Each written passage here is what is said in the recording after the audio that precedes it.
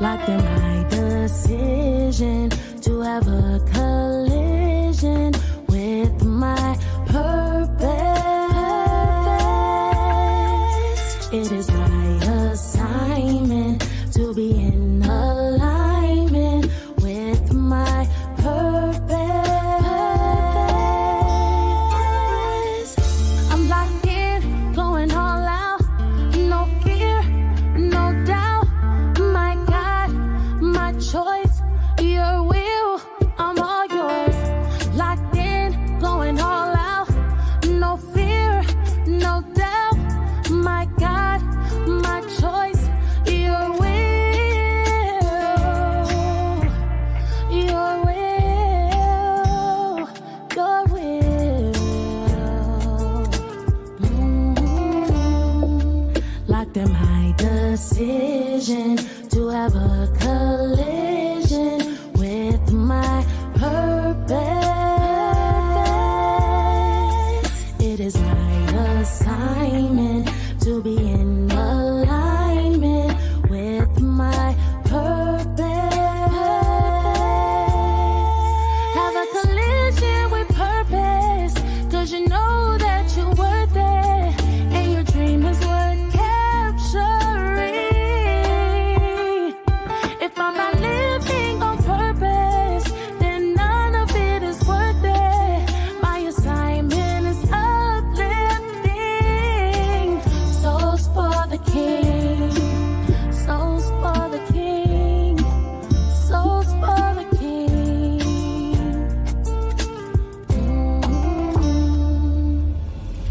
I'm locked in, going all out, no fear, no doubt. My God, my choice, your will, I'm all yours. Locked in, going all out, no fear, no doubt. My God, my choice, your will, your will, your will.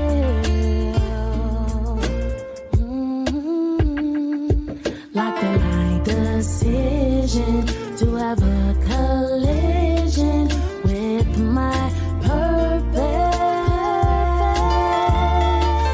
It is my assignment to be in alignment with my purpose.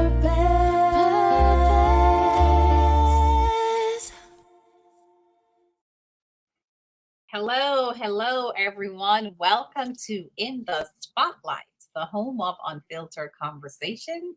This is where real talk is what we do. I am none other than Donna Thompson. I'm Laxley Stephenson, and together we are they call us your fearless moderators. That's what they call us, Donna. Why do they call us that? I don't know. I am not sure. Wow. So another Monday, Yes, another Monday. new month. New month. Thank you, Lord. Oh, yes. Happy 1st of July. Today is the 1st. Yes. Aren't we blessed to be here? Absolutely. Yeah. Yes. Yeah. Yes, we are. And you know, we have a powerful show tonight. We're going to be talking about women's health and preventative health, right? Because one thing to, prevention is everything, right? Yeah. So we have a powerful guest coming on. After the first segment, she'll be on. But before we go there, Donna, we're almost at our 2nd year anniversary at A Collision with Purpose. I can hardly believe that. It's like, where did the time go? Oh my goodness. Well, I can tell you where it went. I can show you where it went. We achieved a lot. We did a lot of work. That's where it went. So much done in 2 years. And that's why sometimes it seems as if time is moving so fast, because we are accountable for the time that we have, and we're doing so much. So I should congratulate you and say thanks to you for all that you're doing at the Collision with Purpose, all that you have done. Because, without you and those other friends who are supporting us, man, what would we have achieved? Yeah, definitely. Thank you and congratulations to you as well, because you are the mastermind behind all of this and, making it happen. You do a lot of work, making it happen. We couldn't do this without you, for Well, sure. it's a team, right? It's a we live in a collaborative space, and we function and operate in that space at the collision with purpose. So we're doing what we should be doing. And I think what I want to do is just play a video to show some of our achievements, right? So I'm going to take the opportunity to do that just now. We're going to stay on stage while I play the video, all right? Okay.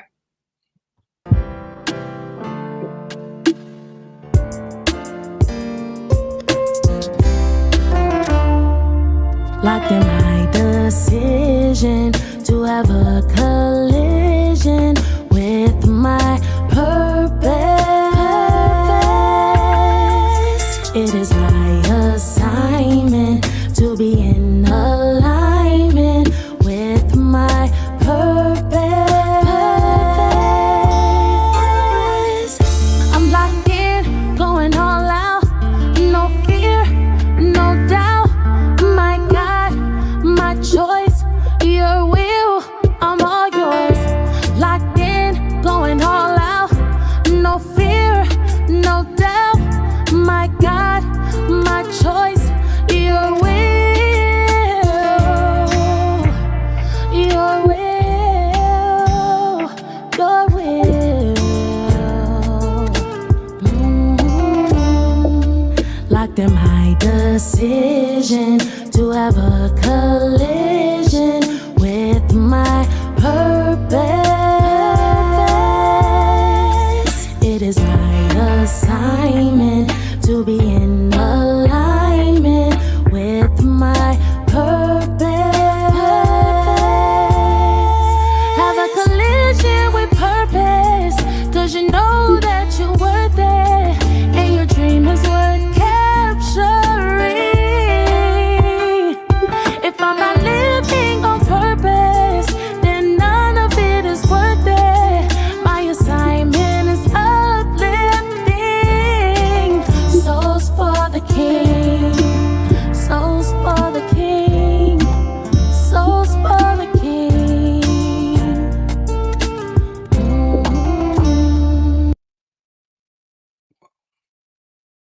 Wow. Yes. That's what we did, right? Wow. That's what we did in 2 years. And we're going to walk through it a little bit, Donna, right? So we started a collision with purpose. It was just an idea, the powerful idea, right? Mhm. We know what that's all about. Went to bed, got up one morning and said, we're going to do something about purpose. And here we are. Came up with a name, A Collision with Purpose. And here we are, right? Our first achievement in terms of a book was Unearthing You, Your Guide to Self-Discovery and Personal Growth. And what a powerful book that is. Wow. Yeah, right? First thing we achieved. First achievement. Now, before that, of course, we did over 70 plus interviews from people from all over the world, right? And with that, you came up with this brilliant idea to do what this colloquium. And do you want to talk about that real quick, please? Sure. So, yeah, we came up with an idea to present our first work. Of course, Dr. Stephenson's work, Collision with Purpose, at the colloquium. And basically, it was where, we got the opportunity to have the book launch, but also, just honoring individuals in the community who they work in the community. And it's kind of like your unsung heroes, right? You never hear about them. So we got the opportunity to recognize some of those individuals with a really nice plaque, a Collision with Purpose plaque that we got to honor those individuals. And then we had some of the collaborators from the book A Collision with Purpose that, they were there and kind of shared their part of their story that was in the book as well.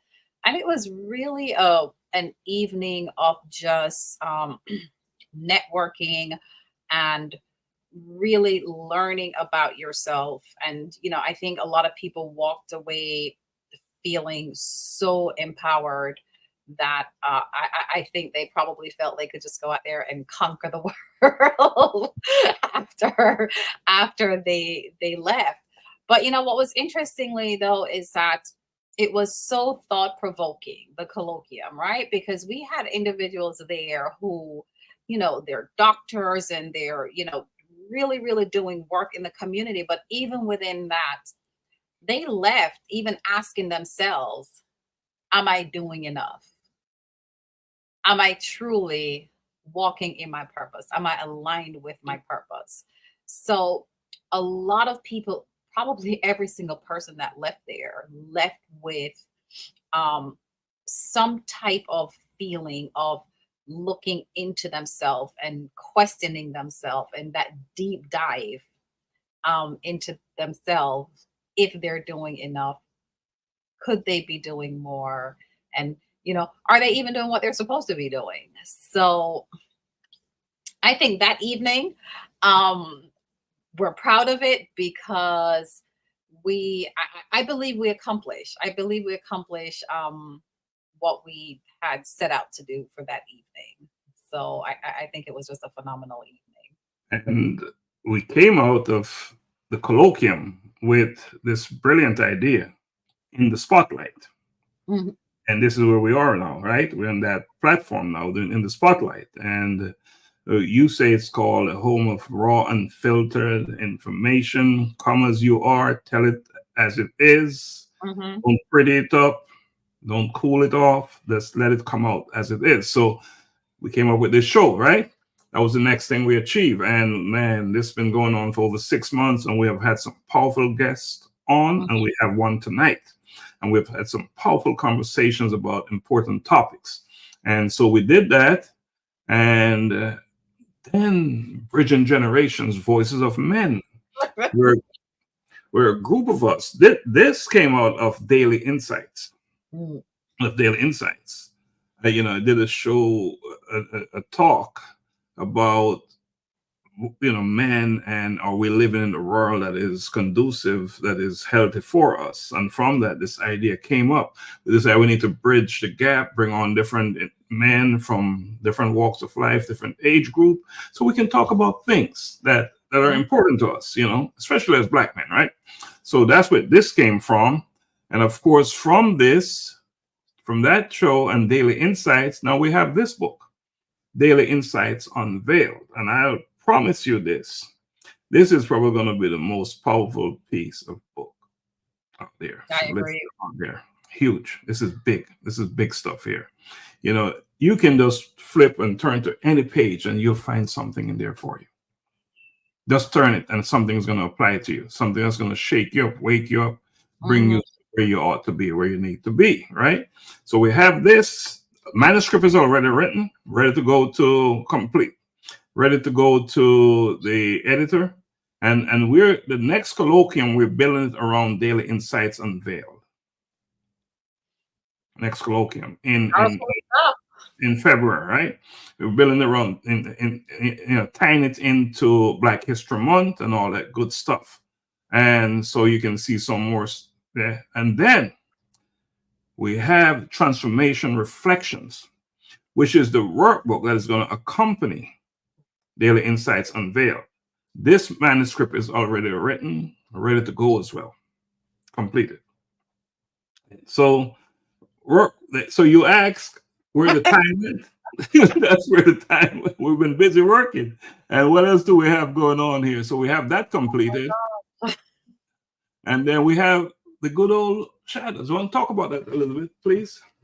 Yeah, so Shadows Within, Journey to Liberation, is something that kind of like resonated with me, just looking at different people in life. And, even just from previous guests that we've had on the show, right? And the story kind of, came up in realizing that so often we we get to a point in life where we reflect and realize that we were living in someone else's shadows or society's shadows, or just various expectations of what someone may have told us that our life should be. And sometimes you find yourself spinning around in circle, or kind of like a hermit crab. You're going around in circle, can't really find yourself, and just keep going around, only to at some point in your life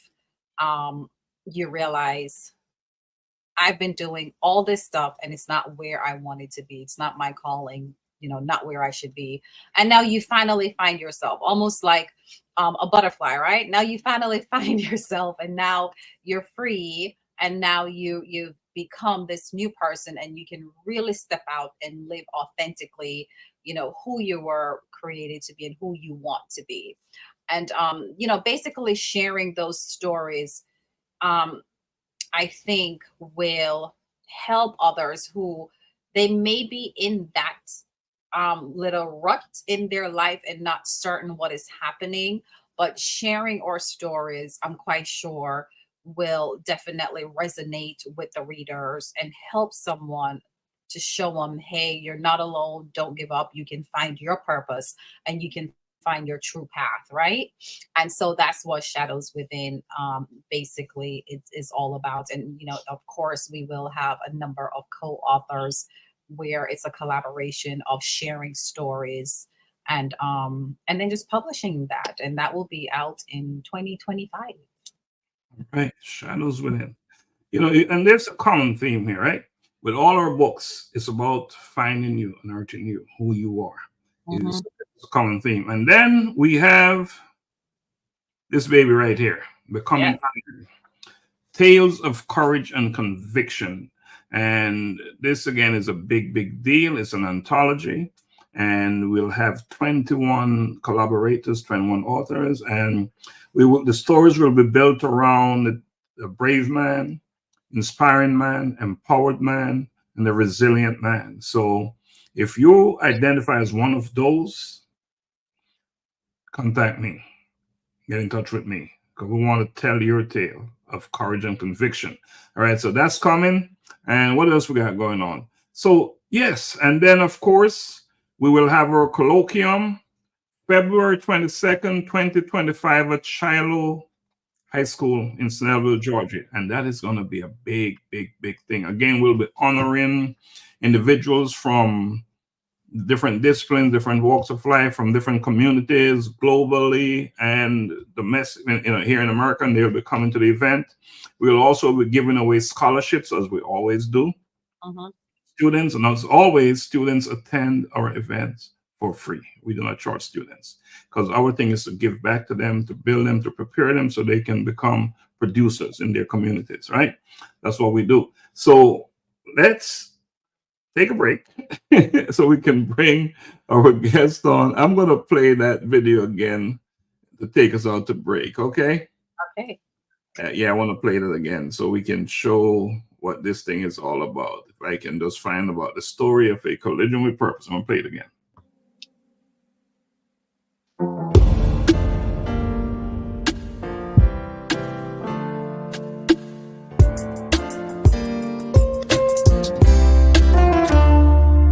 Locked in my decision to have a collision with my purpose. It is my assignment to be in alignment with my purpose. I'm locked in, going all out, no fear, no doubt. My God, my choice, your will, I'm all yours. Locked in, going all out, no fear, no doubt. My God, my choice, your will, your will, your will. Locked in my decision to have a collision with my purpose.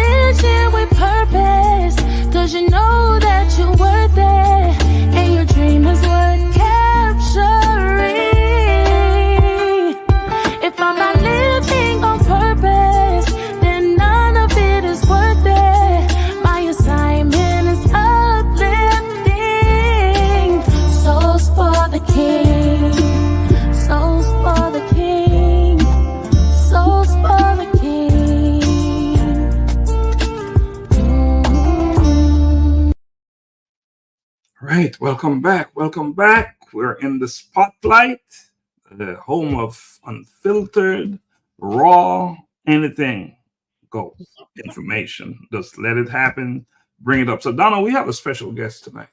And tonight we're talking about women's health and preventative health. So let's bring her on. I can't wait to get into this conversation with her. Okay, sure. So before I bring her on, let me just give you a quick synopsis of who we have that is waiting to join us. It's none other than Miss Erica Langley. She is an MSN, APRN, AGPCNP-C, board certified adult primary care nurse practitioner.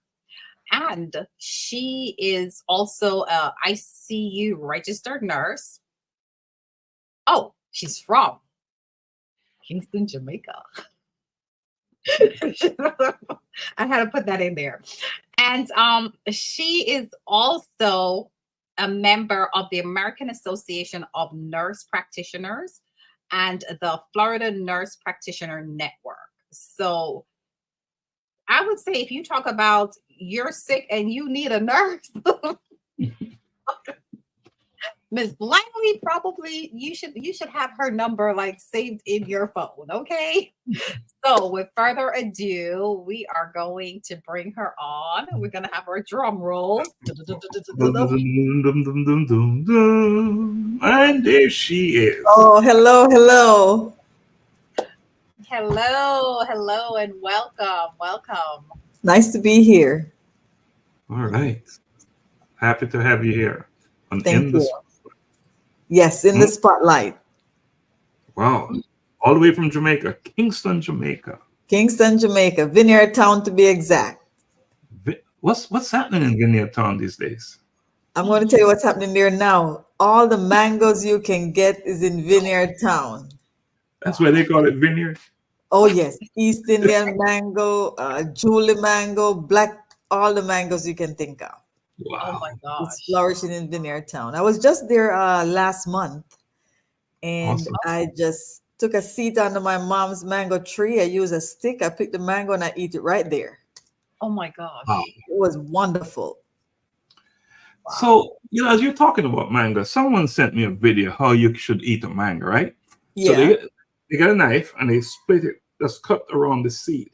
Oh, no knife. No, wait, you gotta hear this. No, you gotta hear this. They get a knife, they just cut a circle around the mango down to the seed, and then just pull it apart, and the seed come out, and it's all mango. Yeah. Well, so they separate it, and this They one side. separate, yes. Yeah, I thought it was so innovative, right? How do you do that? Yeah. Yeah. So you're supposed to eat the mango with the juice running down. Oh, yeah. If you don't have the juice running down your arm, you're doing it the wrong way. Yeah. Anyway, let's talk about you and women's health and preventative health. But first, tell us something about you. Well, like you said earlier, I'm from Jamaica. So I was born in what people would say one of the poorest part of Jamaica. It's Raytown, because my biological dad was a fisherman. My mom, just stayed at home. 4 children. I was the second of 4. But as life would take it, my parents died when I was young. My mom when I was 6, my dad when I was 10. And so I was put in an orphanage because it was 4 of us. The youngest was 2 months old, and the family really couldn't take, 4 children to care for them. So I was put in an orphanage along with my older brother, and Glen Hope Place of Safety. I learned a lot from that place. I met a lot of kids. From what I can remember, it was really fun. You get up in the morning, you do kid stuff, you go to school, you enjoy the rest of the day. They took really good care of us. And so I was adopted from that orphanage by who I call my parents now, my mom and dad. And the good part of the story is at the time, it was 12 of us that was adopted living with them.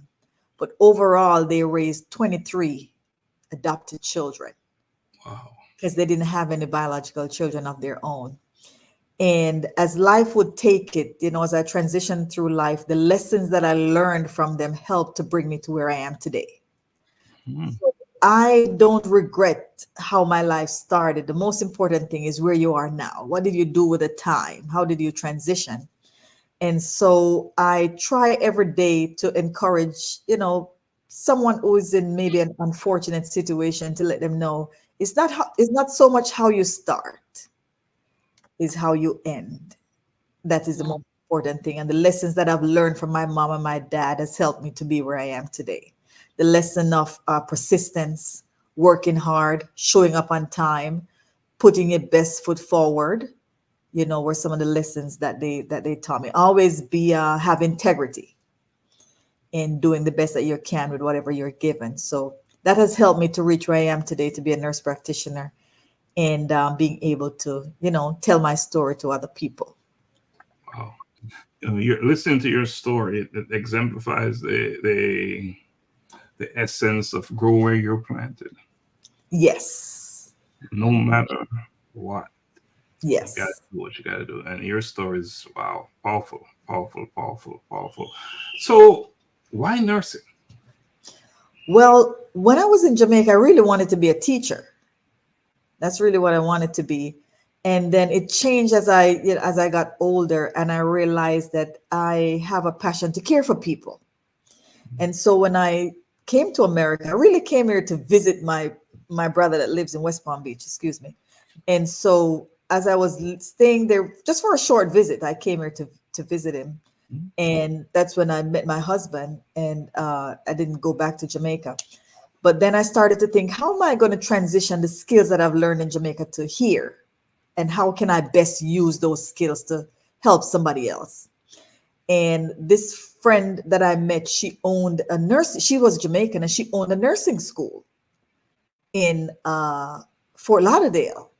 And she said to me, why don't you come and do some classes? And so I went and I did some of the classes. And as I learned about the human body and how it operates and what it can do and what it shouldn't do, I got this rush of excitement. I'm like, this is what I want to do. I want to be able to help people. I want to be able to, teach somebody else how to live healthy, how to prevent the disease process. And so I got into it. I started at the bottom. I started as a home health aide, which you help people in their home. And I went through every step to a CNA, a medical assistant, then a registered nurse, then to where I am today. Wow. So I experienced every level of nursing. And the most satisfying part of it is when you help somebody and they make a change in their life. Mm. That is the most satisfying part of nursing. You're walking in your purpose. Yes, I try. That is awesome. So commendable. You ended up from being adopted, Yes. lost your parents, and ended up in a home, right? And from that, you was adopted, and then you came to Jamaica, to America, Yes. and you stayed and did what you had to do. And went from, as you say, from the lowest level of Uh-huh. healthcare to now you are a nurse practitioner. Yes. And that is a powerful story. Powerful story. Donna? Wow. Yeah, that's definitely, I commend you for that. That's a lot of hard work, and for you to persevere through everything that you've been through. That's definitely commendable. Mm-hmm. Um, what you've done. But let me ask you, so as far as with nursing, I'm quite sure, I see that you've also worked in the ICU and all the different probably traumatic places in nursing. Yes. What do you what do you find that's challenging? What has been more challenging for you in nursing? The challenging part is, well, apart from loving what I do, the challenging part is when you have a position in nursing, what can you do with it? Because you can only operate within your scope. And depending on the level you're at, you can only operate there and no further. And that's the reason why I wanted to get to the level of a nurse practitioner, because then not only am I taking orders from somebody else, I'm able to be the practitioner, the one who helps to diagnose, treat, order medications for the patient, and being able to help them through, what they have to do daily. It's a lot of hard work because most of the time, especially as a registered nurse in the hospital, you're on your feet 12 hours. In the ICU, it's always an emergency. It's always this rush of adrenaline to try to stop something before it happens. And so that's the challenging part. It can wear on you over time, but if you have a passion for it, you kind of push beyond, what might hinder you from completing your job because you have a passion to really, help somebody else. Wow. Wow.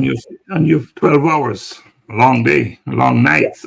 It's long days and long nights, and you get in there early, and when you get the report from the other nurse, it might seem all good on paper, but until you walk in that room and you see that patient and the day progress, then you really know what you're dealing with. So that's the challenging part. You don't really know what's going to happen, so you always have to be on alert, always ready. Let's talk a little bit about general health and prevention, right? So what are some of the important preventative health measures women should take at different stages of their lives? So I imagine a younger woman and a woman who's a little bit older, they're looking at different things. Yes. Yeah. So what are So as we age as females, getting through puberty and you get into young adulthood, that's when you really start to have to get into the preventative measures. And our bodies are very complex, and it's almost like a car. So you have to maintain it. If it's not maintained, then you're going to start having problems.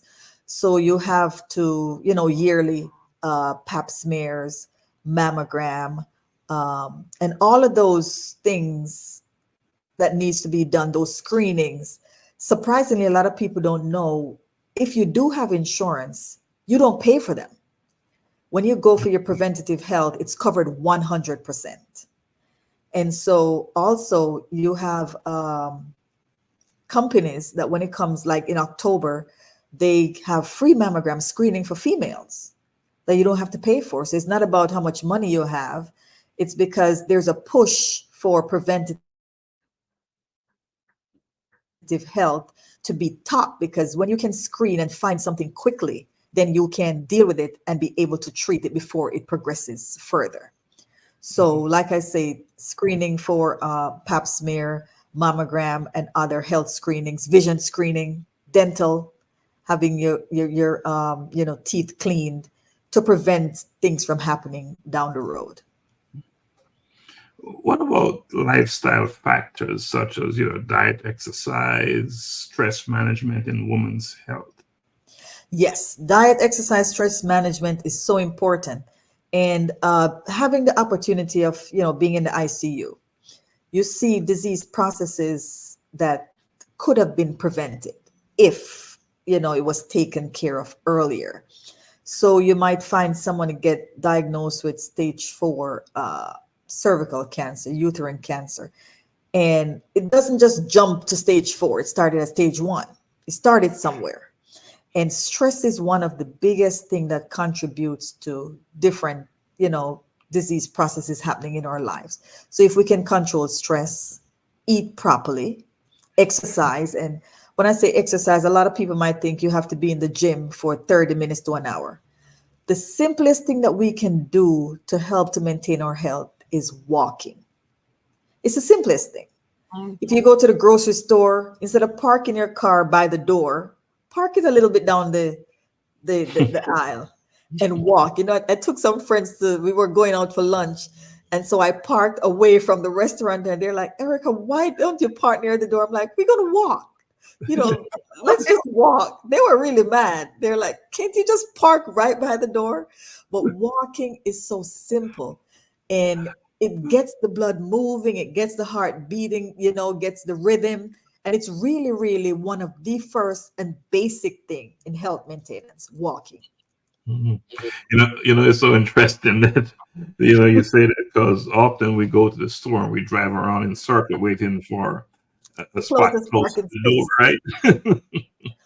Mhm. Yeah. And what an opportunity to get some exercise, right? To walk. Yes. And I imagine sleeping is also critical as well. Enough Yes. rest. Getting a good night's sleep.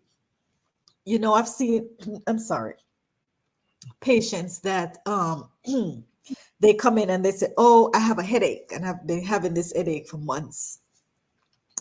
Sorry. And you ask the question, "How is your sleep?" And they're like, "Oh, I only sleep 2 to 3 hours per night." 2 to 3 hours per night is not enough sleep, because if the body is not rested, and you know what happened during rest, all the cells are regenerated. Mhm. Everything starts to rest. Just imagine driving your car every day without stopping. Something is going to break. Gonna wear out. It's going to wear out. So rest, less stress in your life, exercise is so much important to maintain health. Donna, are you getting enough sleep? Are, are Am you I, getting am I in the spotlight Yeah, now? yeah, he's asking if you're getting enough sleep. are you getting enough rest? So we need to do something about that, right? Because Yes, it's probably something that you have control over, right? So the yes, things that you have control over, you should take control of it. yeah. The Yeah. things you Yeah. can control, you try to take control of it. I've never Yeah. worked night shift, and my friends always ask me, "Why don't you work at night?" I tell them, if I work at night, you're only going to get 2 good hours out of me, 7 to 9. By 9 o'clock, I need to be somewhere sleeping. I need Mm, to be in bed. I try to get 7 to 8 hours of sleep per night so that my body can really rest. mm. Wow. Yeah. Yeah. Don, I want to hand it back to you. Okay, sure. Mhm. So, so I guess I wanted to, since we're talking about women, right? Yes. You know how, of course, us women, when we get to a certain age, we start going through the whole process of our bodies breaking down. Uh-huh. Um, like, what advice would you have someone who you're going through that whole menopausal period, right? Mhm. And your body's changing and all these different things that's happening.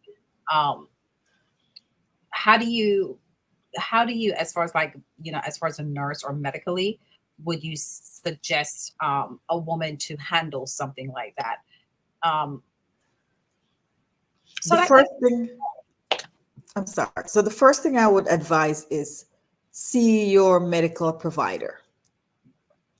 That's the first step. You have your primary care provider and you have your specialist, which is a gynecologist or a urogynecologist that women see. And I would say the first step is, once you enter into that phase of menopause, see your primary care provider, because one, you can sit with them, you can tell them about what you're experiencing so they can give you the best advice. A lot of people go to Google, they ask their friends what they do, so they can implement it in their life, but there's no two human body that is the same. So what might work for you, Donna, might not work for me. One, because our DNA is made up so much differently. So when you go to your primary care provider or your specialist, you can get the advice as to what kind of tests that need to be done.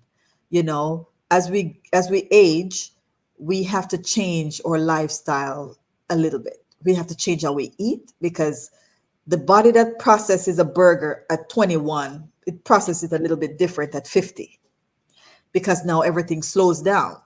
So when you were younger, where you could eat McDonald's and, oh, you're just fine, and you have a flat tummy. Just walking by McDonald's, you realize, oh, I've gained 5 pounds.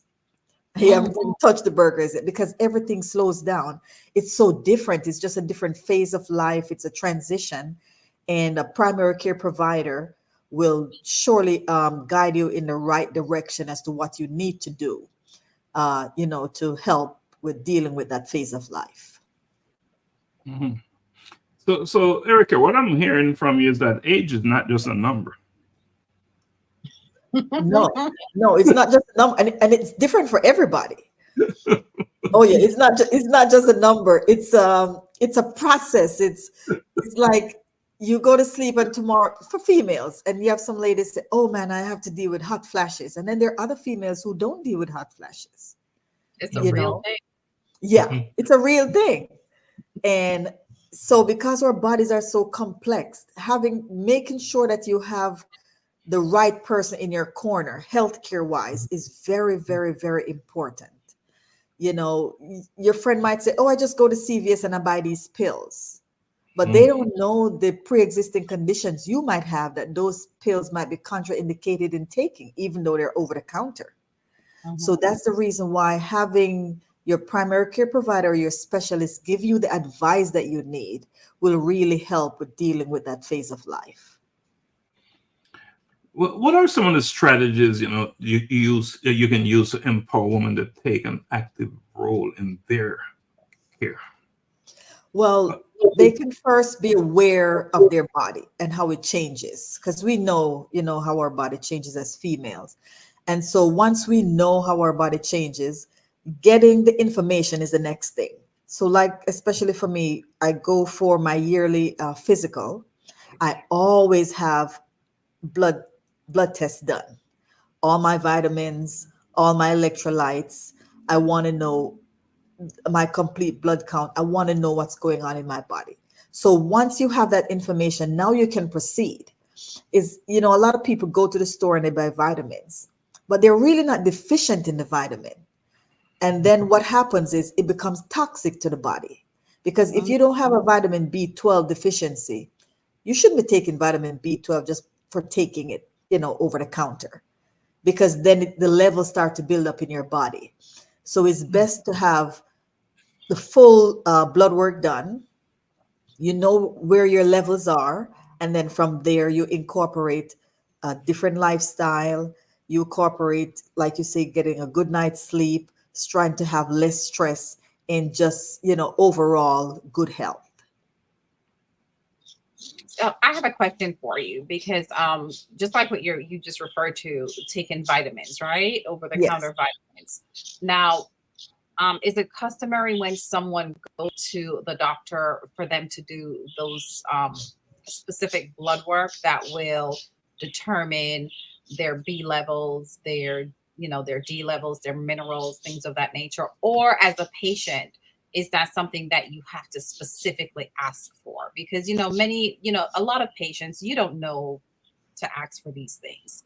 Is that Yes. something that is like a yearly thing that they should automatically do, or It's usually done yearly when you go for a physical. Now, when you go for a sick visit, those kind of blood work is not going to be ordered because it's a sick visit, and so it's concentrated on whatever you're there for. But when you go for a physical, it's usually that labs are ordered, and depending on the age that you are, say for instance, if it's a guy and he gets to 50, then they're going to put in the PSA level to check for, making sure the level is okay concerning the prostate. If it's a female and she's 55, then the mammogram is ordered and lab work.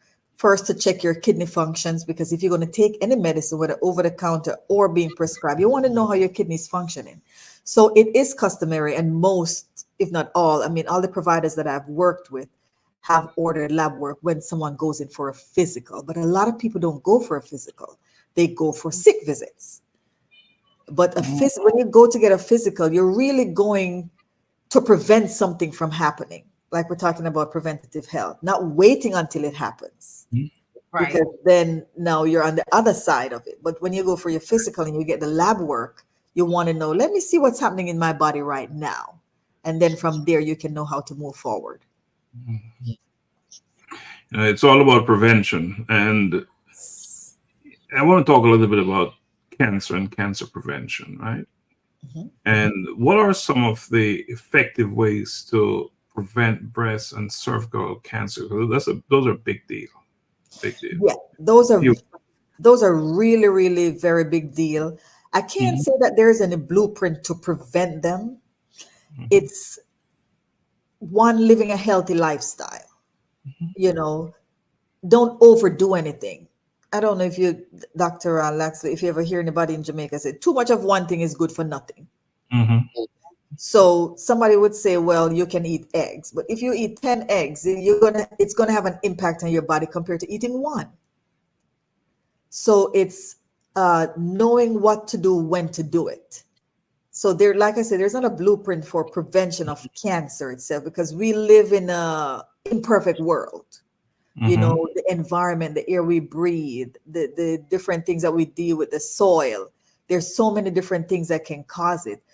So the most important thing is always make sure you have a yearly physical where your doctor can order different labs depending on your age to see where you are, and from there, that's starting the prevention process. Right, right. And what are some signs that they should be paying attention to? Say, for instance, if somebody has a history, and that's one of the main things too. What is my family history? Your family history might be different from mine. So if Mhm. somebody has a family history of colon cancer in the family, then the guidelines have changed now, that the test for colon cancer is done at a much younger age compared to somebody who does not have a history of colon cancer in the family. If it's a female and there's a history of breast cancer for the women in her family, then she would have her screenings done at a younger age. Instead of starting at 50, they might start at 40 to 45, having the screenings done. So depending on the age, the age of the patient and the family history will tell where to start with the screening for the different cancer levels. And these are not diseases that is just affecting older people. Just want to make that known. Oh, no, no, no. It's not just affecting older people. During one of my clinical rotation, there was a gentleman, he was 45 years old, and he said, I've never been to the doctor in my life. As a matter of fact, his wife dragged him there. And she dragged him because she said, you need to go to the doctor. And he was fussing because he didn't want to be there. So we ordered some labs for him and tell him to come back in 2 weeks to discuss it. And when he came back in 2 weeks and we looked at the labs, he was already a full-blown diabetic. His pancreas was so badly damaged, and this is his first time going to the doctor to even have labs done. He was a full-blown diabetic. His PSA level was high. His testosterone was just really, and looking at him, he looked well. He looked, from the outside, everything looks good. But from the inside with the labs, it was a different story. So I would say always having that preventative health check every year is important. It's like we take our car every 3,000 to 5,000 miles to get an oil change. There rarely is any cars driving around that people don't make sure it's maintained. If your car is maintained, your body needs to be maintained. Yeah, you're driving the point home. If you're going for an oil change, your body needs an oil change. Yeah, it's serious stuff, serious stuff. Let's talk a little bit about mental health, women's mental Yes. health. Because I imagine that's a big, big, big area. It is. Yes, it really is a big area because we have so many emotions. We deal with so many different things in life, not just females, but males too. But it's a lot that we deal with in life, and our mental health can really affect our daily life every day. It affects how we respond to people. Am I going to make a big fuss over something small because my mental health is not being maintained? And a lot of people, when they hear the words mental health, they're thinking crazy, but that's really not what it is. Mental health is being able to be at a place where I can find peace and I can know how to deal with different situations in life. I have a friend that's a therapist, and she does a lot of therapy for people. They don't have a mental health problem, but they're trying to prevent getting there. So they start to talk about different issues in life and how it affects them. And the therapist will teach them how to deal with those issues in life to prevent them from getting to the point of needing medication. It's interesting that you said that, because one of our guests before spoke about that. Yes. Not to wait until you're in crisis to get help, but to get the help right. right, to help you build your life coping skills, so to speak. Yes, Right? yes, your coping mechanisms. Right. That So you don't that's it. How do I cope with it? Because Donna, you and I can have the same circumstance in life and we respond to it different.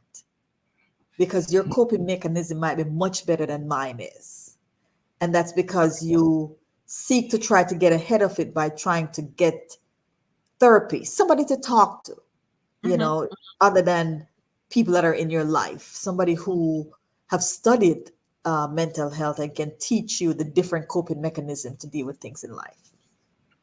And one of the reasons why I say that is I've met people who have been through circumstances that I've been through, who lost their parents, have really struggled, but the coping mechanism was not built in properly to teach them how to deal with it. And that's one of the things that my parents, my adopted parents, you know, they would talk to us and encourage us daily that the circumstances that you face is how you respond to it. That's the most important thing. It's not so much what come at you, but how do I respond to the circumstance that come at me? Because there's one thing is sure, it's going to come. We don't know when, we don't know how, but it's going to come. But how do we deal with it? You know, I like that you use the word respond as opposed to react. Yes. Yeah, so quite a difference, right? Yes. The different, yeah. I like that you use that word. You know, with mental health as it is, what are, you know, and again, we're talking about women. And as Donna said, we had a couple of weeks ago, we had two of our guests, and it was about men's mental health, interestingly. And they identified as one of the at-risk group for younger people, younger men. Is that pretty much the same for younger women as well? Yes, it is. Well, when I was a medical assistant, I worked in a pediatric office for about 8 years. And to see the transition from a baby, because they usually come in 2 to 3 days old, and you see them transition from a baby, and so they get to a toddler and they move through the developmental stages in life. Now, for females, we have a lot of hormones. When you get to that puberty stage, it's the reactions and how some young ladies respond to things. It's not so much that they intentionally want to respond, but it's what's happening inside of the body. It's what's happening inside of the body. It's the hormones that change. You know, it changes, and now a lot of times it's like they don't know how to deal with it. You know, the feelings that they get, how they react to situations is because of hormone changes through the developmental stages in life. And as females, because we have to deal with so many different changes through puberty to young adult and then to adulthood, you know, we respond differently. So I would say for myself, the mental health, having proper mental health should start from puberty. That's where you should start because of so many developmental changes as we go through life as females. You know, given the importance of it, and this is a curiosity question because I really don't have a clue, but I'm thinking it's so important that mental health is a big deal, right? Big issue. Do they integrate mental health screening as while you're doing the regular screening, regular checkups for women? Yes, we do. So when you go for a physical, there is a anxiety form, because I took my son last week to have he's 16, 17, he's going to be 17. And so he went for his physical. I took him for his physical. And there's a form that he has to, there's a questionnaire that he fills out, and it screens him for depression, anxiety. How do you feel? Do you ever feel like hurting yourself? And I was surprised, but it's a part of in pediatrics that they have the screening forms that they fill out. And it's the same thing for adults. There's screening forms that you fill out, and the practitioner will take a look at it to do the scoring and see where do we need to go from here. It might be that the recommendation is I refer you to a psychologist. And a psychologist is someone, so you can talk with them, things that bothers you, depending on how you answer the question. Some people are referred to a psychiatrist, depending on what the answers are. But a part of the preventative screening, there are questionnaires that you fill out in regards to mental health. Oh, Donna, do you have another question before we take a break? No. I remember that. I'm familiar with that form because when I took my son, he had to Yes. fill that out.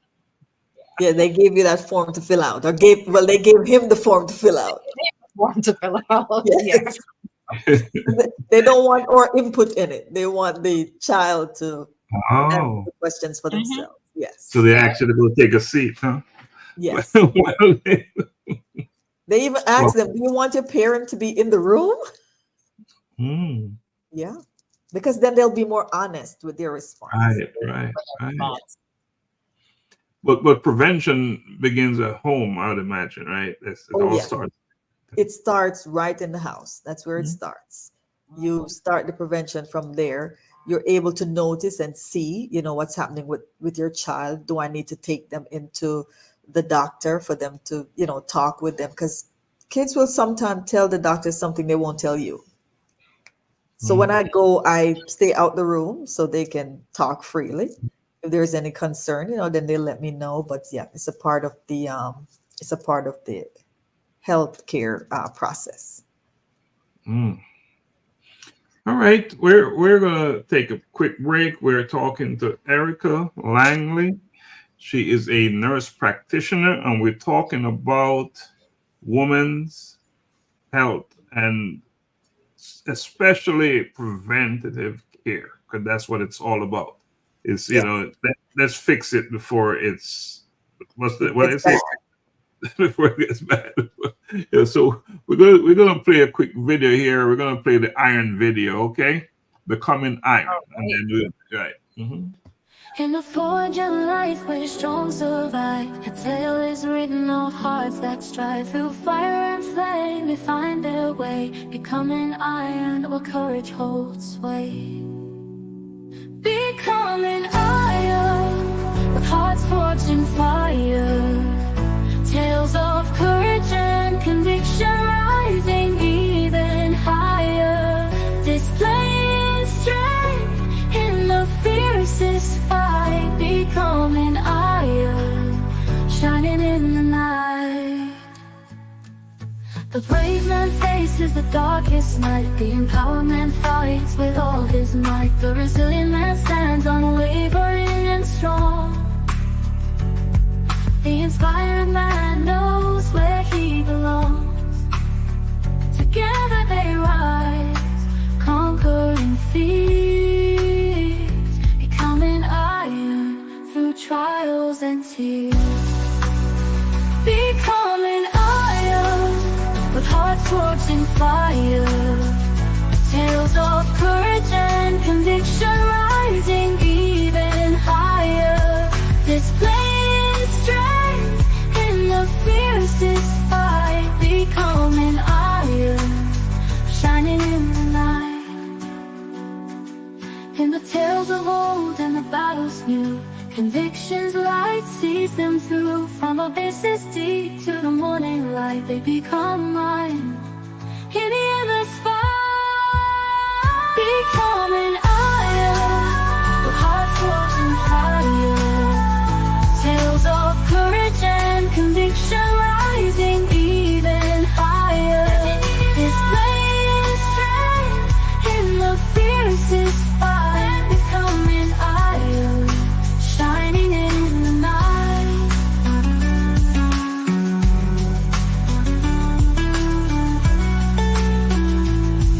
In the tales of old and the battles new, convictions light sees them through. From abysses deep to the morning light, they become mine. In the endless fight, becoming iron with hearts forged in fire, tales of courage and conviction rising even higher, displaying strength in the fiercest fight. Man becoming iron, shining Displaying strength in the fiercest fire. Man, I'm excited about this project, Becoming Iron. Tales of Yeah. courage and conviction. Mm. Big stuff, right? Big Mhm. stuff. Well, we're back. We're back with Erica Langley, and we're not talking about iron tonight, but we're talking about women's health. Health. Yes, so important. And I have a question, and this is about holistic and alternative care, and how do you integrate that, practice into your approach to women's health? Holistic and what care? Alternate care, just holistic health. Alternative care. Yeah. Mhm. Well, in the medical field, a lot of people try to incorporate holistic and other kind of healthcare within the health process. The thing is, I always tell people, whatever it is that you're going to take, always clear it with your general practitioner. And the reason being is because everything has some kind of side effect, or it affects your body differently. So you have your kidney and you have your liver. The kidney processes, everything that we take in. The liver processes all medications. So say, for instance, somebody give you something that's holistic to take, and you're already taking prescribed medication. You're going to find out, how does this new holistic thing affects my body process? How does it affect the medications that I'm taking? Because I'm just going to give you an example. Say, for instance, somebody has a heart issue and they're taking a medication for, to correct that problem. And they decide to take something natural. It is, or it's very possible that it's going to decrease the effectiveness of that prescribed medication. But if you speak to your general practitioner, you let them know, I would like to take this. They can give you the advice as to, is it contraindicated with this medication, or is it something better, holistic, that I can take with it that can give me the outcome that I'm looking for?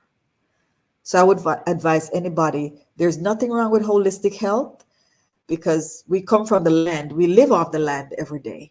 But most people are taking medications nowadays, and you want to make sure that that holistic approach does not decrease the effectiveness of whatever it is that you're already taking. Mhm. So here again, it's education. It's education. So if somebody has a bleeding disorder, we're from Jamaica, people drink ginger tea.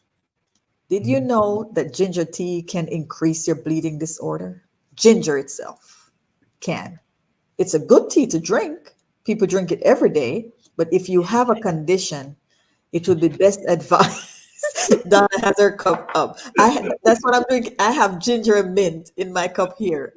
But if you have a bleeding disorder, it would be best for you to say to your doctor, listen, I really like my ginger tea from Jamaica. How is it going to affect this disorder? Is mint a good combination with ginger tea?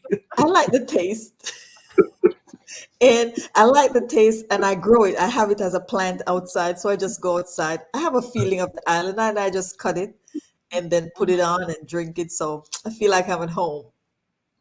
Well, ginger make everything better. It makes A everything, little bit of ginger, and everything it makes is everything, yes. yeah. Yeah, you can take it if you have an upset stomach. If you have nausea, Yes. you can drink some ginger and it's good. But it's just that if you have a bleeding disorder, you got to be very careful Sorry. with how much of it that you take. We hear a lot of talk about the healthcare system and what it is. It's challenging. Sometimes it's difficult to get good care. How do you, as a nurse practitioner, advocate for women's health?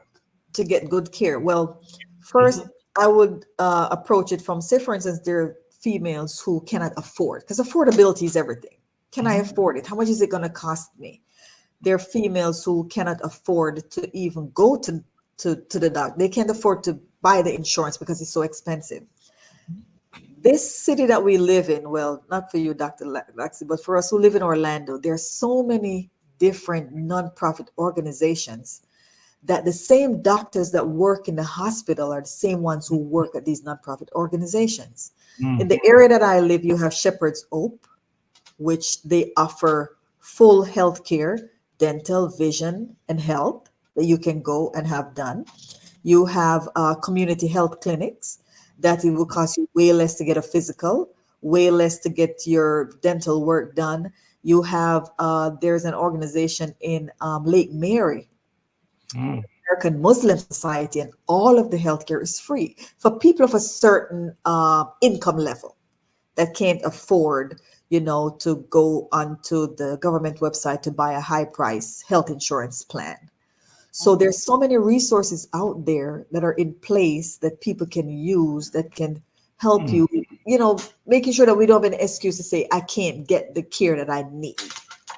There are a lot of resources out there. So I would first say, look in your community, see what resources are out there that you can take advantage of that can help you to, get the health care that you need. That's a good point you're making. It that's something we should look into so we can get that word out. Yes, Yeah. and I can give you the names of the organization in the area that I live that people Yeah. can go to and get, because I'm in the process of signing up with one of them to volunteer myself there to give up my service, to help. Atlanta to volunteer. As you're volunteering, Yes, don't I forget would to go. volunteer. Don't forget to volunteer for our nonprofit as well. Yes, yes, Take yes, some fuel for Global Humanity Network Yes. yes, yes, as you're yes. out there volunteering. Yeah, but that's great. Yeah, if you could share that information with us, I think that would be very. Yes, I'll share it with you, because a lot of people, it's, the time that we're living in, cost is everything. And they're, the basic things in life, food, shelter, clothing is important.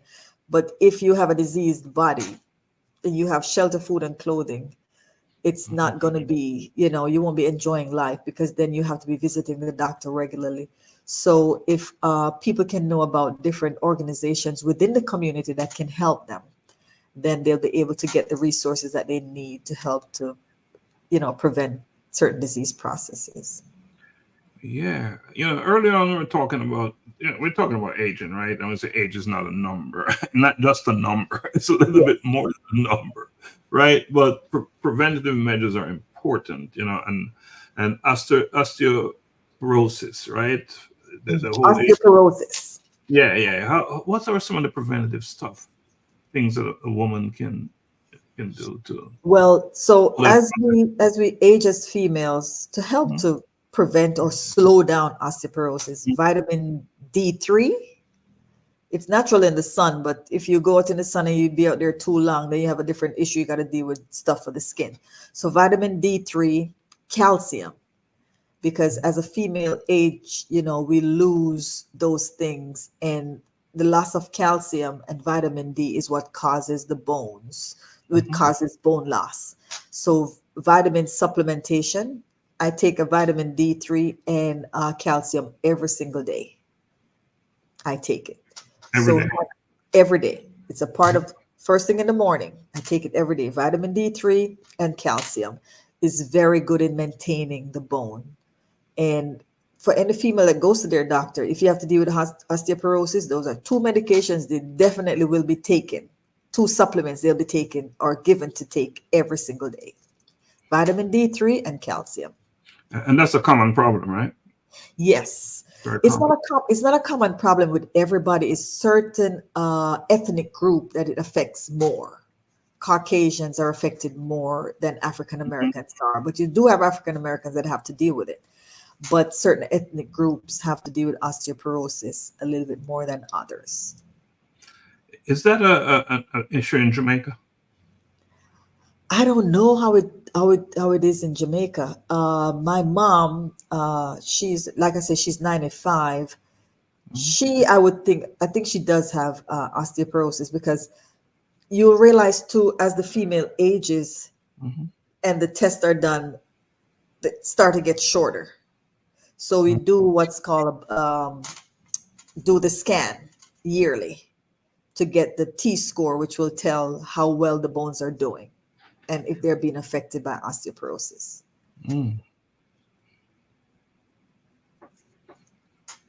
Donna, I'll turn it to you. So let me ask you a question. If okay, so let's just put it this way. I'm just gonna ask you for myself, right? I'm not listening. I'm not listening. I am totally D deficient. So I have to take the once a week vitamin D. Oh yes, the 50,000. Mm-hmm. Yes.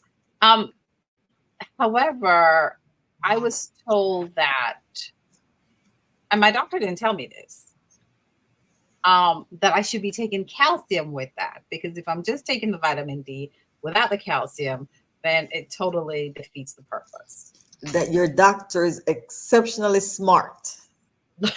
That's the you notice I said I take both together, vitamin D and calcium. Mm-hmm. Because for effective absorption, you need to have both of them together. It's like if somebody's taking an iron pill, if you don't take it with citrus, with orange juice, the body does not metabolize it very well. I did not know that. If you're going to take vitamin D, you need calcium to metabolize it very well. It's important, and that's where the doctor, the general practitioner comes in. So patients can ask question, I'm taking this medication, what else do I need to take with it to metabolize so that it will be able to get effective absorption within my body? Well, see, that's the thing. My physician, my PCP didn't tell me that to take calcium with the D. With vitamin D. Yeah, calcium and vitamin D together. Because I am deficient in vitamin D3. Mm-hmm. I was very, very deficient, but since I started taking it with the calcium, my levels have gone up to where it's normal now. Thank you. I appreciate that. Good to know. And I did not know about the iron as well, that you needed to take citrus with iron.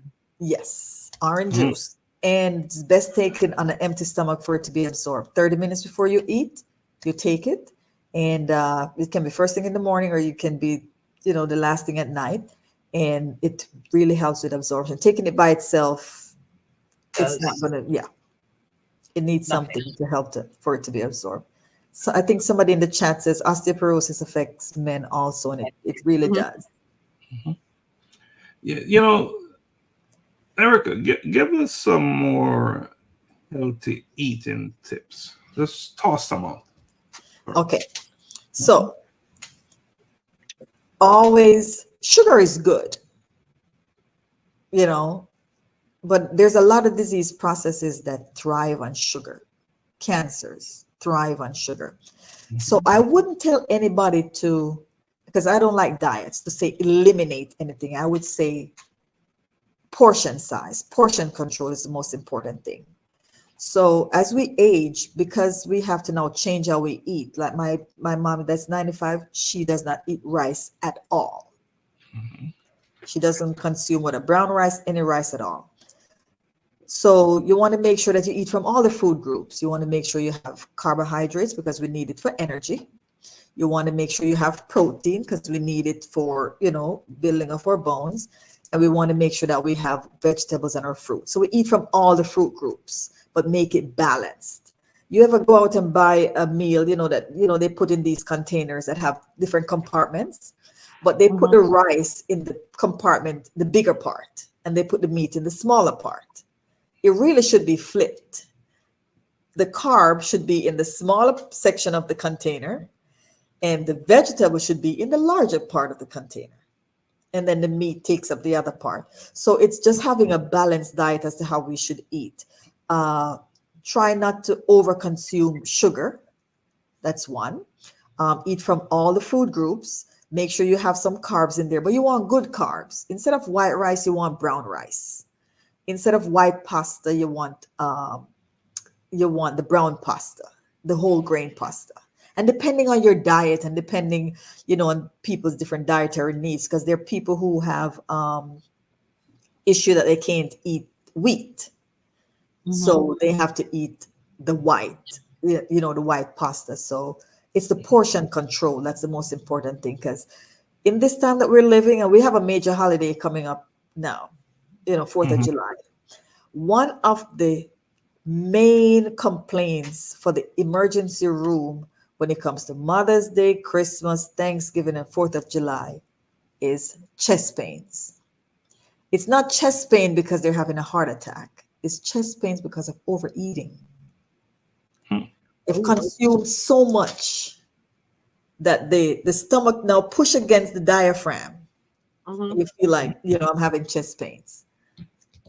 And it's overeating. Whether you eat one piece of rib or you eat a slab, it's not going to make any difference as to what it does for the body. So it's portion control and eating from all the food groups if your diet and your body allows it. So it's really on an individual basis that you can eat, because we have one of our sons, he's allergic to peanuts, he's allergic to wheat, he's allergic to soy. So we have to tailor his diet to, how we eat. So for each person is to find out, tailoring it to their diet, and do not over consume anything.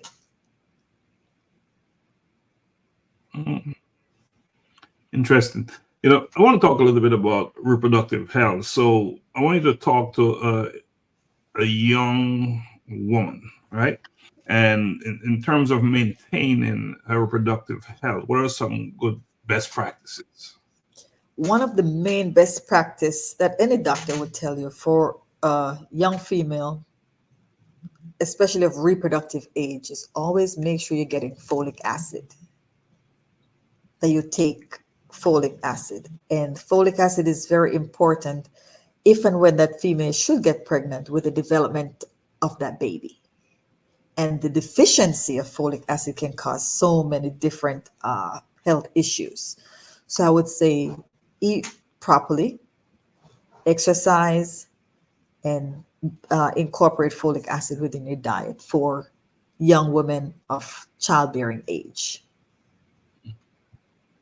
So is that best for them, for young women who are at that age, to actually be taking folic acid now, or they take it once they become pregnant? Well, once they become pregnant, then the doctor is going to have them take it. But to prepare the body, especially a female of childbearing age, it's best to start taking it. And they can ask their healthcare provider, when should I start taking folic acid?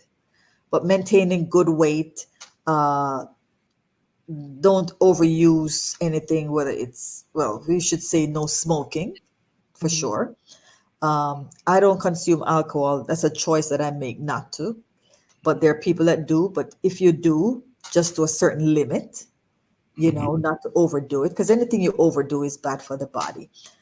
Eating right, exercise, good mental health, and getting good sleep. All of those incorporated together can really help you to maintain your body at a childbearing age. Okay. You talk about walking earlier, and this is a personal question. How many miles do you walk per day? Well, I get up in the morning. I think that this community I live in is about 500 homes in here, and I walk the whole community. Wow. Yes, I walk the whole community. That's one. Number two, then we have a gym in our garage. We turned the garage into a gym because when COVID, we couldn't go to the gym. So we bought all the equipments and everything that we can get a good workout. But exercise is very, very, very important. It's very important. You find that people who have a sedentary lifestyle, which means they're just sitting in one place for a very, very long time, or even standing. Say you work a job as a cashier, then the next issue, they might have varicose veins and have issue with circulation. And the best thing to help to correct it is walk. Is the simplest thing. We got two legs. All we got to do is move them. All we have to do is move them. And you'd be surprised to know what walking can do for the body. And you would be surprised to know how many people just don't go out there and walk. You're not surprised. Yeah. You're not surprised. Yeah, it's true. A lot of people don't want to walk. So easy to do, but I tell you. Yeah. If you start early, then because somebody might say, oh, I have a hip problem, I have a knee problem, I have different kind of issues. So there's different things that prevent people from doing it. You don't have to do it fast. It's not a marathon. You just take your time, small pace at a little pace at a time, and you just start little at a time, and you'll be surprised to know how your body adapts to moving. So I'm going to depend on the both of you. The next time you go to the store, you're going to choose the furthest parking space. You know, I'm listening to you, right? Because walking was a big piece of what, you know, Donna, we walk, right? We used to walk a lot for a while there, and then we stopped walking, you know. We stopped, and getting, you know, starting up again is, you know, how difficult that can be. A challenge, and not difficult. Yes, it can be. Yeah, because we went to Kenya, and first of all, we had to prepare ourselves to go to Kenya, so we started walking. So just to sit on an airplane for 18 hours, you got in shape, right? You can't just go there out of shape. So we started walking in preparation to go to Kenya. And when we came back from Kenya, I was walking like 4 or 5 miles every day. And then something happened. It stopped. We stopped. Yeah. I had to get started. So I'm listening to you as you're talking. And yes, walking is important, and it's so easy to do. It's so easy. It's one thing that I admire my mom for. At 95, she gets up every morning and walk. Wow. When I say every morning, I go to Jamaica to visit her, and at 5 o'clock, she's ready to go. She's like, Erica, let's go. So I decided to go one morning. I'm like, let's see how this walking thing is. And we were walking, and I said, Mommy, I got to stop here to her. She's like, no, let's go. Come on. Oh, yeah. She walks every morning. She's not walking as far as she used to, but she does it every single day. And I admire that about her. What kind of tea you drink? What kind of tea you drink? What kind of tea? Yeah, she has the mint. She has the mint tree. Yeah, she has a mint tree right outside there, and she has the fever grass, and she has the leaf of life. Yeah, she has those. Because when I go, she pick it, and she has a soursop tree. So you know, they pick the leaves and make the tea. And it's a serious question when I ask you that, because when you get to that 90 plus, you're doing something right. So that's why I'm asking you, what is she drinking? What is she doing? So it seems like a joke, but I'm serious. Yeah, she's very, very careful about what she eats. She's very careful about what she eats. Like I tell you, she doesn't eat rice anymore. She keep away from sodas. She drinks water every day, and she walks. She has a neighbor, and he is very sickly, so he can only sit on his veranda and look. And he tells me, he's like, Erica, every morning I sit here and watch your mother walk past this house. Every morning I watch her walking. Wow. She does it every day. Wow. That's great. Yeah, you know, you're inspiring me. Your mother is all the way in Jamaica, and she's motivating me. Trust me when I tell you that, because it's so easy to do. Yeah, it is easy to do, and I'm sure you can. You know, you can. We played a video of the amount of work that over the past 2 years, so you can imagine there's a lot of time in front of the computer, right? Yes. To get all that work done. To get all that work done. So I understand. That's why I'm saying you really have to tailor it to your lifestyle. Exactly. You know, you really have to tailor it, because what might work for me might not work for you. You know, so you have to tailor. And then when I go to work, which is a 12-hour shift, I am up and down the aisle, up and down. Now, when I get home, I just crash because I've walked. Right. No, what I believe, it's still, if the more you go out there and walk in, the better shape you're in, the more work you'll be able to do in less time in front of the screen. So I don't think there's any argument and any excuse. There's no alibi. You know, got to do what you need to do. Get out there and do the walk.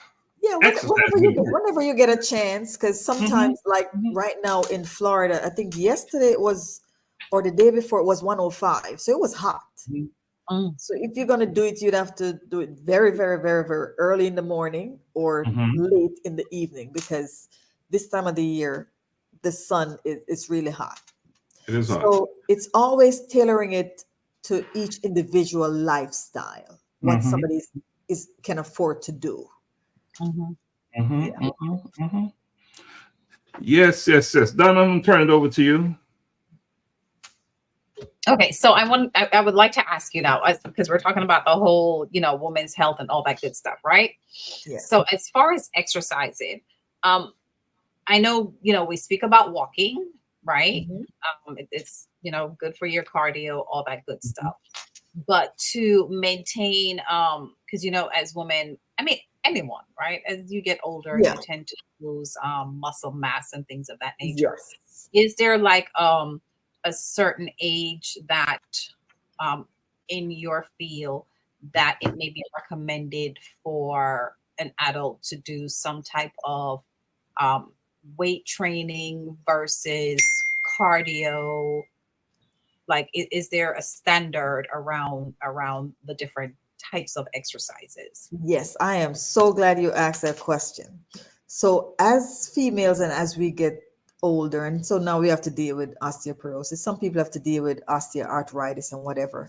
Weight bearing exercise is one of the most important thing you can do. You might ask, what is weight bearing exercise? Anything that your legs are on the floor, your 2 feet are on the floor together. Squatting, walking, that's number one. Squatting, anything that you can bear weight with, and most of the time it's bearing your own weight. So if you go to the gym, what do you have to do for your arms, for your legs? Weight bearing exercise is so important for bone health as females age. Swimming is not a weight bearing exercise. So it's whatever it is that your legs are on the floor. Weight Mhm. is weight bearing. So it's very, very important. It's very important for the strength of the bone. Mhm. So for me, I do the walking, yes. I sometimes get on the treadmill, but to walk, but most importantly, I do weights, as tolerated. I do weights for my legs, I do weights for my arms. So it's as tolerated, but weight bearing exercise is so very important. Any doctor or specialist that have to deal with a female that's aging will tell you weight bearing exercise is very, very important for bone health as a female ages. Okay. And then my next question, because I have an elderly mom that's in her, 70s, is that something that would still be recommended for um, an elderly person at that age, as long as they're able to do it? Oh, Weight training. absolutely. My mother-in-law, she is, I don't want to tell her age because she might see this one day, but she and my father-in-law, they're in their 70s and they Mhm. live in South Carolina. And so they go to the Y, which they have it there, and it's called Silver Sneakers. So I've heard everybody of that. and they go there 2, 3 times per week and they do Mhm. the Silver Sneakers exercise, which incorporates weight bearing. So last year we had the opportunity to go to Jamaica to my husband and I for wedding anniversary, and so she was there, and we were in the pool, and they had an instructor, just one of the activities in the pool for you to do whatever, and she was outdoing me. I was getting tired. I got a Charlie horse. I'm like, how did she? And she's in her 70s and she was doing that exercise like it was nothing because it's something she do every week. She goes to the Mhm. Y along with her husband. They do the Silver Sneakers. Yes, they get on the little bikes and Mhm. they do the riding and they do the weights with them and all of that stuff. As long as you can do it and your body can move, it will Mhm. help to strengthen your bones. Okay. Wow. Yes. Good stuff. Yeah. She does it. I was embarrassed that I couldn't maintain the exercise as she could. Wow, wow. Mhm. Just as we're listening to you talking about walking, I'm feeling a little bit, I better get myself out there tonight. Right. That's what I'm Just a feeling. little walking. And guess what? It makes you feel so much better, because you sweat. So Mhm. if, for instance, it's somebody that has high blood pressure, as you Mhm. sweat, guess what's the thing that we lose? You lose salt because you're sweating, and anywhere salt goes, water follows. Mm-hmm. Yes. Mm-hmm. And you start to realize, oh, my blood pressure is getting less. I might lose half a pound this week. I feel a little bit more energized. Mm-hmm. It is so important. Yes, it is. Wow. And just to be able to go outside and just breathe fresh air and your lungs get clear it's wonderful therapy. Mm-hmm. Suddenly, everything is better. It's better. Everything is It better. helps. It helps. Right? Yeah, certainly, definitely. Whatever little bit helps, right? Yeah. So, Erica, wow, look at the time. Donna, you said time was just going by. Time is gone. I Yeah, know. yeah. So we, we're having like this little bonfire around the table, Yeah, I know. and we forget about time and all About that good time. stuff, right? But it's all good. That's what it's all about. Erica, you're gonna have to come back on. You're gonna have to come back on and talk to us some more about Anytime. women's, well, health in general, right? Health in Preventative general. health in general, right? Yes, yes. Yeah, you gotta come back on. But before we go, is there anything else any questions we didn't ask you, anything that you didn't say that you would like to say that you believe is important that you should say? Well, one of the main things that I really, and we talked about it already, that I would really like to tell just about anybody, make sure at least once a year you go for a physical. Go to see your doctor for a physical, even if you're not sick, because you're not having the physical because you're sick. You're having it to prevent you from getting sick. Because if you can catch something in the early stage, it really can be treated. I've seen so many patients that it's when they get to the stage 4, like I say, stage 3, when it's a little bit late. I never forget. I worked neuro ICU was one of my first jobs, and one of the biggest things that people come into for brain and spinal cord injury is high blood pressure. And I had a patient. He was 35 years old, and he's never been to the doctor. His mom says he's never, but he always keep telling his mom, "I have this headache. It's just a really bad headache." And it was so bad one day he was driving home and he told her, "I have a really bad headache." And she said, "Just stop at the emergency room just so they can check you out." And he stopped at the emergency room. And while he was, while they were checking him out, said, "Just have a seat over there," he passed out. He had an aneurysm. His blood pressure was so high. And that could have been caught if he was seeing his doctor. So I would say to anybody, if you don't, every time you service your car, always think about, have I serviced myself? Have I visited my doctor? Almost every day, every other day, you hear of someone getting a stroke or Yes. something like that. Yeah, serious stuff, serious stuff. And I wonder what the food or food chain, Or food how it's choices. contributing to that, Yeah, if you can cook at home, if you can, and a lot of people can't, depending on the circumstances, because when you eat in a restaurant, it's high fat, high calorie, high salt, everything. But sometimes you have to, depending on your lifestyle, depending how you have to work, the family dynamic. But if you can prepare your own food at home, then you determine what goes into it. You go to the grocery store, you buy it and cook it. We can try from there and just do not overdo anything. All things in moderation. Right. I try to trick myself. I like the Ben and Jerry's ice cream. So it comes in the little one. And so I go and I buy the little one. And the cashier is always like, "You're just trying to tell yourself you need a little bit, right?" I'm like, "Yeah, I really like it." So I try to get it. Yeah. Like I like Popeyes chicken, but I eat it only 3 times per year. January, summer, and December. Because if I do it more often, next thing you know, I'm going to have clogged arteries. Popeyes is wonderful. I love it. I love the spicy chicken, but I can't do it very often. It's just all things in moderation, because there's so many things in life that God has given us to enjoy, that we can enjoy. So we can enjoy it all, but just in moderation. Moderation. I've ventured to guess that when you go to Jamaica, you touch that KFC. Yeah, last month when I went, I didn't go to KFC. And it's not that I didn't want to go. It's just I didn't get a chance to go. Those lines are too long. The lines are too. Oh yes, the lines are too long. So I just go get a tasty patty And I'm good. Yeah. Okay. Yeah. Right. So, wow, Donna, any final thoughts tonight?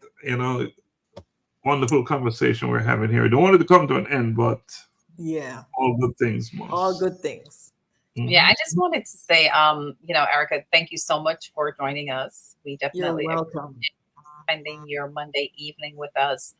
And you have really shared a wealth of knowledge with us and our viewers. And we do appreciate you for that because, like I said, a lot of times when we go to the doctor as patients, you even if you're just getting your physical or whatever that may be, Yeah. we do not know all the questions to ask, right?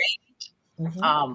So it's definitely good to have someone like yourself in that field to share some of the information with us. And that's one of the reasons why we definitely would like for you to come back so you can share some more. I know a lot of individuals, they go and they go to the doctors and they don't, they do labs, they do this, they do that, but they may not necessarily know what to ask. What to ask? Yes, I always tell my friends, when you go and let me know, I'll tell you what blood work to tell them to order for you, and the questions to ask. Because it's not common knowledge. Exactly. It's not common knowledge. So if we can help somebody, to get to their goal of making sure that everything is done correctly, then we have done a little bit of good. A little bit of wow. Erica, anything you want to add? And final thoughts? No, that's it. I'll just, my final thoughts are, let's keep walking. Let's keep moving. And that is mine as well. Yeah. Let's keep walking. Let's keep walking. Yes. Start walking. Let's start walking. Yes. Yeah. So, I just want to say thank you, Erica. We really appreciate You're welcome. coming. You're welcome. Sharing loads of goodies with us, good information. Because you're welcome. We're out there pursuing all kinds of stuff, trying to achieve, and what good is it? Yeah. We're not happy to enjoy it. Yes, that is so true. So really appreciate you coming on. What we're talking about today is the most important thing. Yes. Our health, right? Yes. There's nothing more important. Nothing more important. And that's the conversation we had with you tonight, that you really gave us all, all the knowledge that you have, you shared with us. Well, not all of it, but a lot of it. Enough for one conversation. So we really appreciate that. And we look forward to having you back on in the spotlight. Looking forward to it.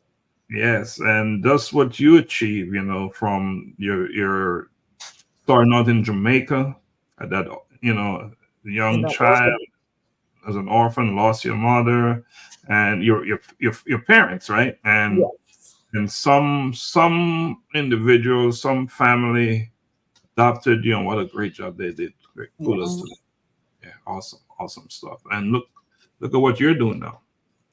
Trying to give back. You're giving back. It's like you're living in your purpose. You're walking in your purpose. You're the kind of guest that speak to who we are at a Collision with Purpose. Yes. So we really appreciate you coming on. There's serious alignment, and that's why we want you to come and work with us at Global Humanity Network. Yes, we'll do it together. Yes, indeed. And maybe we can find some opportunities down in that part of Jamaica where you're from, where all them mangoes are growing out of control. Right? Yes. So we really appreciate you. So, we really want to say thank you to all those who watch this podcast. Wow. Lost her, man. Who watch this? No, she'll be back on. Just want to say thank you. And we're going to say good night until next week. We'll see you again. And I'm going to close out with raise a toast to those who inspire. Dr. Laxley leading the way above the air. Dr. Laxley, I've got a tale to tell, unearthing secrets where the truth dwells. Daily insights with Dr. Stephenson's case. Navigating the depths of wisdom's maze. Knowledge and